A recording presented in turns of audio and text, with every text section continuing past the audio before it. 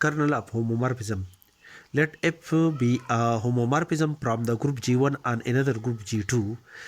The set of those elements of the group G1 which map to the identity element E dash of the group G2 under the homomorphism F is called the kernel of homomorphism F.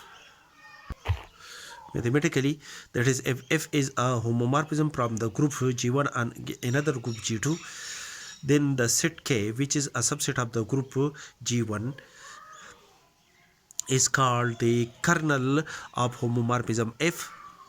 This set is the set K is the kernel of homomorphism F, contain all those elements X belong to the group G1 such that each of these elements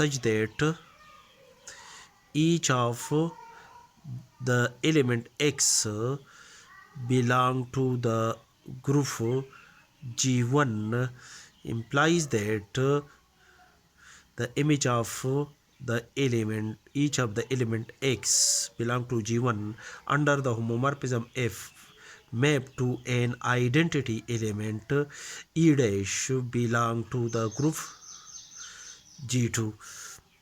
Then this set, which is a subset of the set G1, is called the kernel of homomorphism F.